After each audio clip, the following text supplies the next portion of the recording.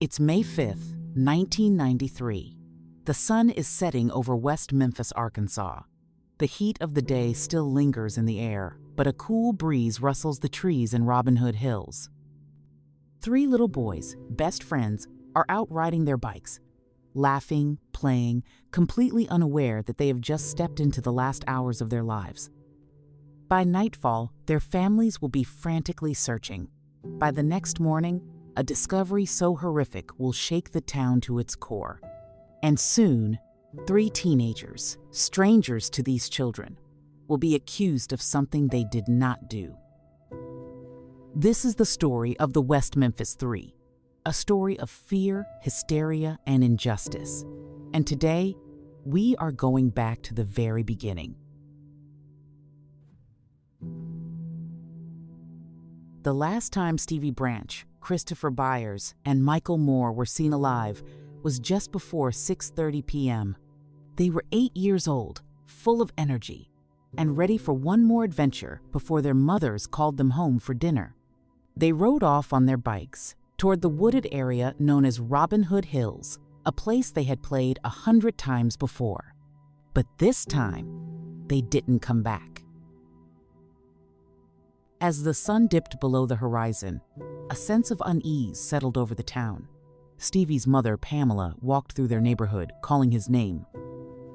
Christopher's stepfather, John Mark Byers, grew more frantic with each passing minute. The boys were always home before dark, but now darkness had swallowed them whole. The search began immediately. Flashlights flickered in backyards. Parents knocked on doors, their voices trembling. Some neighbors said they had seen the boys heading toward the woods. Others swore they had seen nothing at all. But something was wrong. By midnight, the police were called. Officers dismissed the fears. Kids wander off, they said. But the mothers knew. A mother always knows. The night stretched on. The town was silent, except for the murmurs of worried parents and the rustling of leaves in the trees. Hours passed. No sign of the boys. The next morning, as the sun rose over West Memphis, the search intensified. Officers spread out into the wooded area known as Robin Hood Hills, trudging through mud, climbing over fallen logs, eyes scanning every shadowy corner. And then, at around 1:45 p.m., a detective spotted something in the murky creek water, a small, pale foot sticking out from the mud. The officer's breath caught in his throat as he stepped closer. Another foot, then a third. The boys had been stripped, bound with their own shoelaces, and left submerged. The discovery sent a shockwave through the search party. The water was dark, but the horror was crystal clear. Stevie Branch, Christopher Byers, Michael Moore, gone. The crime scene was unlike anything the town had ever seen. The boys' bodies showed signs of severe trauma. There were whispers. Had they been tortured? Was this a ritualistic killing? Had some dark force swept through this quiet town and stolen its children? And then came the rumors. West Memphis wasn't just any small town. It was a place where whispers turned into wildfire. The word satanic ritual started circulating almost immediately. Someone had to be responsible for this horror. Someone had to pay. And that's when the focus turned to three local teenagers. Enters Damien Echols, 17 years old, pale, black clothes, obsessed with Stephen King novels and Metallica. He wrote poetry and practiced Wicca. He was different, and in 1993, different was dangerous. Police needed a suspect, and Damien, goth, poor, and rebellious, fit their idea of a killer. But they needed more than whispers, more than rumors. That's when they found Jessie Misskelley, a local teenager with an IQ of 72. Jessie wasn't close friends with Damien, but he knew him, and the police saw him as their way in. Jessie was interrogated for over 12 hours. No lawyer, no parent, no breaks. The detectives told him they already knew who committed the crime. They told him he could go home if he just confirmed what they wanted to hear. They led him with their questions, pushing him, breaking him down. He was exhausted. He was confused. And then he cracked. Jesse's confession was all over the place. He said the boys had been tied up with rope, not shoelaces. He got the time of the crime wrong. The details of the murder didn't match the evidence. But the police had what they needed: a statement. Jason Baldwin, Damien's best friend, was arrested next. He was quiet, artistic, and had no criminal record. But he was close to Damien, and in the eyes of the police, that was enough. The arrests were made public, and the media went wild. Headlines screamed of satanic cults. News reports called the case a ritualistic murder. The town fell into hysteria. Witnesses came out of the woodwork. Vicky Hutchison claimed she had attended a satanic gathering with Damien, though her story changed multiple times.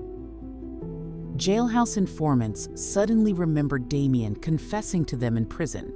A supposed occult expert took the stand and declared the crime had all the hallmarks of a satanic sacrifice. But here's the truth: there was no physical evidence, no DNA, no blood, no weapons. Nothing linked Damien, Jessie, or Jason to the crime scene. It didn't matter. The town had already decided. The trials were a circus. Jessie was tried separately due to his confession. Despite its numerous inconsistencies and his recantation, the confession was the centerpiece of the prosecution's case. The prosecution relied heavily on Jessie's coerced confession. When played for the jury, it was evident how confused he was. He got basic facts wrong, reversed his statements, and even recanted multiple times. The defense argued that the confession was coerced and unreliable due to Jessie's intellectual limitations. But the jury never heard the full tape. The prosecution's case against Damien and Jason was largely circumstantial. They argued that the murders were part of a satanic ritual playing on the Satanic Panic prevalent in the early 1990s. A so-called occult expert testified that the crime bore satanic hallmarks, though he had no legitimate credentials. Witnesses contradicted themselves. Jailhouse informants, who stood to benefit, claimed Damien had confessed, but their stories changed over time. The lack of physical evidence linking the teenagers to the crime scene was overshadowed by the sensationalized narrative. The defense was outmatched. The state controlled the narrative. The jurors were parents themselves. Fear gripped the courtroom. Then came the verdicts. Jason Baldwin, life in prison. Jessie Misskelley, life plus 40 years. Damien Echols, death. 3 boys were murdered, and now 3 more boys were condemned. Years passed, and then something changed. A documentary, Paradise Lost, brought the case into the public eye. Suddenly, people saw what had really happened. The shaky evidence, the coerced confessions, the complete lack of justice. DNA testing began. New evidence emerged. The boys' injuries, likely caused by animal predation, not torture. And the DNA found at the scene, it didn't belong to Damien, Jason, or Jessie. It belonged to someone else. Support grew. Celebrities also joined the fight. Appeals were filed.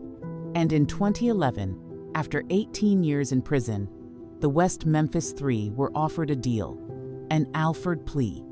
It meant pleading guilty while maintaining innocence, an escape hatch designed to protect the state from lawsuits. They took it, and after nearly 2 decades behind bars, they walked free. The West Memphis 3 are no longer behind bars, but justice still hasn't been served. The real murderer? Never caught. The state? Still unwilling to admit wrongdoing. Damien, Jason, and Jessie lost their youth, their futures, and their innocence, all because a town gave in to fear. The case of the West Memphis 3 continues to provoke debate and soul-searching about the American justice system. It stands as a stark reminder of the potential for wrongful convictions, the the power of public hysteria, and the critical importance of DNA evidence in criminal justice. And the three little boys, Stevie, Christopher, and Michael, their families are still waiting for real answers. Cases like this remind us, justice isn't always blind. Sometimes it's led by hysteria, by prejudice, by fear. And sometimes the truth gets buried, just like those three boys in Robin Hood Hills. Thank you for watching, and remember to hug your loved ones a little tighter tonight. If you found this story compelling, please like, share, and subscribe for more true crime content. And as always, stay safe and trust no one.